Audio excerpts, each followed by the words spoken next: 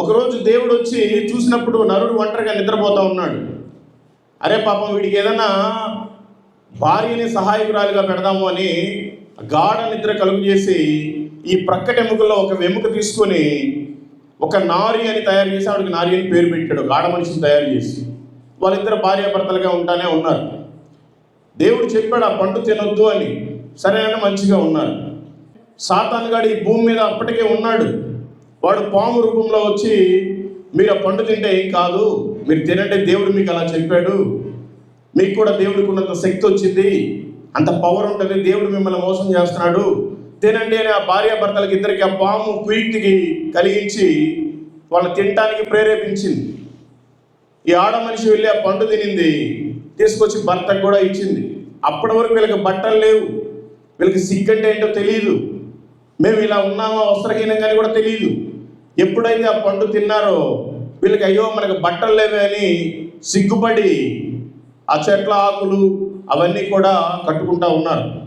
అప్పుడు దేవుడు ప్రతిరోజు వచ్చి మాట్లాడతాడు, ఎందుకంటే ఆయన ఇష్టంగా తయారు చేస్తున్నాడు మనిషిని. ఏం ఆదాం ఎక్కడున్నావు? చెట్టు చాటును దాక్కొని, అయ్యా తండ్రి నేను ఇక్కడున్నానయ్యా, రా బయటికి రా. నేను రాలేనయ్యా. ఎందుకు? ఇదిగో నువ్వు నాకు ఇచ్చావు కదా భార్యని, ఆవిడే పండు తినింది నాకు తీసుకొచ్చి ఇచ్చింది, అందుకని నాకు బట్టలు లేవు, నేను రాలేనంటున్నాడు. దేవుడు గ్రహించాడు, మానవుడు తప్పిపోయాడు. అంతకుముందు దేవదూతలే మోసం చేశారు. లూసిఫరు దేవుణ్ణి మోసం చేసేసరికి త్రోసివేయబడ్డాడు. వాడే పాము రూపంలో వచ్చి అవ్వని ఆదాము ఇద్దరు చెడగొట్టేసింది. ఆ తర్వాత దేవుడు బాగా ఆలోచించాడు, మానవులంతా ఏంటి ఇలా అయిపోయారు, నేను చాలా ఇష్టంగా అందరికీ ప్రపంచాన్ని తయారు చేశాను, వీళ్ళని మంచిగా కని మీరే పెరగండి, మీరే విస్తరించండి అని చెప్పాను, మరి నా ఆజ్ఞకి వ్యతిరేకంగా పాపాన్ని తెచ్చుకున్నారు అని దేవుడు శాపం పెట్టాడు.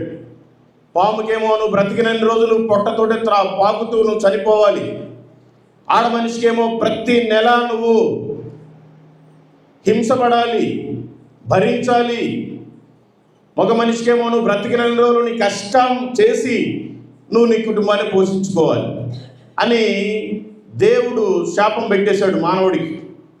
ఆ శాపంలోనే ఉన్నాడు. ఈ శాపాలు పోవటానికి ఏం చేస్తున్నాడు? మానవుడు వాడికి నచ్చిన కోళ్ళు, మేకలు, ఈ జంతువులన్నింటినీ కోసుకొని దేవుడి పేరు చెప్పుకొని తిని హాయిగా ఉంటున్నాడు. పాపం పేటరైపోతుంది.